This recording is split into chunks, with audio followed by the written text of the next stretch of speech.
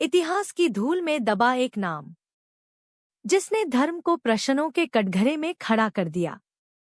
वह थी यामी, ऋग्वेद की एक विदुषी, एक विचारशील स्त्री, जिसकी आवाज आज भी वैदिक काल से गूंजती सुनाई देती है।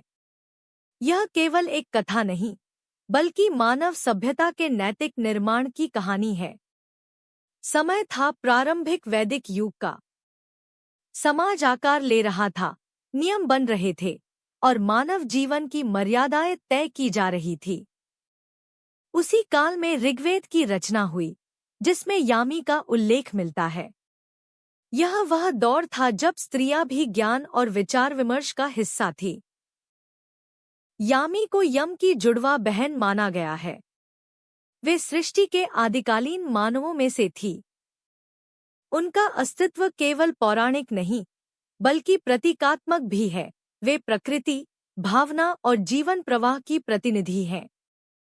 ऋग्वेद के दशम मंडल के एक सूक्त में यम और यामी का संवाद वर्णित है। यह संवाद मानव इतिहास के पहले नैतिक विमर्शों में से एक माना जाता है। यहाँ यामी प्रश्न करती हैं, तर्क देती हैं और अपने विचार स्पष्ट रूप से रखती हैं। यामी कहती है, सृष्टि की निरंतरता के लिए संतति आवश्यक है। जब संसार नया है और मानव कम है, तो जीवन को आगे बढ़ाना ही सबसे बड़ा धर्म होना चाहिए। उनका तर्क प्रकृति की सहज प्रवृत्ति को दर्शात यम इस प्रस्ताव को अस्वीकार करते हैं। वे कहते हैं कि भाई बहन का संबंध पवित्र है और उसकी मर्यादा भंग नहीं की जा सकती। यहाँ से धर्म की अवधारणा स्पष्ट रूप में सामने आती है, नैतिक सीमाएं जो समाज को संतुलित रखती हैं। इस संवाद में एक और भावना है, दूसरी ओर नियम। यामी जीवन की धारा का प्रतीक है, जबकि यम संयम और मर्यादा के प्रतीक बन जाते हैं। यह संघर्ष केवल दो व्यक्तियों का नहीं, बल्कि मानव मन का आंतरिक द्वंद्व है। अंततः यम का दृष्टिकोण समाज की मर्यादा के रूप में स्थापित होता है।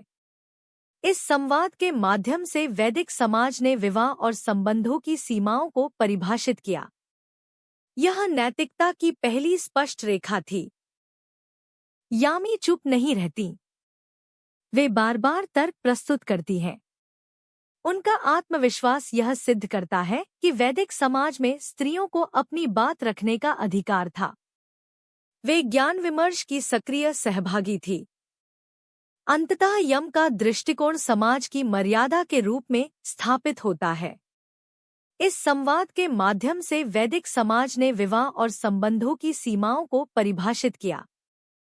दार्शनिक रूप से देखा जाए तो यामी प्रकृति और जीवनूर्जा का प्रतीक है, जबकि यम मृत्यु और नियम के प्रतिनिधि हैं। दोनों मिलकर जीवन के संतुलन को दर्शाते हैं, जहां भावना और धर्म का समन्वय आवश्यक है। दार्शनिक रूप से देखा जाए तो यामी प्रकृति और जीवनूर्जा का प्रतीक है, जबकि यम मृत्यु और नियम के प्रतिनिधि हैं। दोनों मिलकर जीवन के संतुलन को दर्शाते हैं, जहां भावना और धर्म का समन्वय आवश्यक है। कालांतर में यम मृत्यु के देवता और धर्मराज के रूप में प्रतिष्ठित हुए। वहीं यामी को कुछ परंपराओं में यमुना नदी से भी जोड़ा गया। यह दर्शाता है कि उनका चरित्र समय के साथ सांस्कृतिक प्रतीकों में परिवर्तित हो गया। यामी हमें सिखाती है कि संवाद और विचार ही समाज की नींव रखते हैं। भावना हो या नियम, संतुलन आवश्यक है।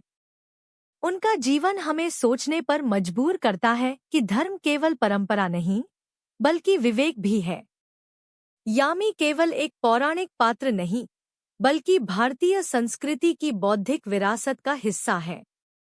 ऐसी ही भूली बिसरी विदुषियों की कहानियां जानने के लिए चैनल को सब्सक्राइब करें और बेल आइकन दबाएं, क्योंकि इतिहास की हर गूंज हमें कुछ सिखाने आती है।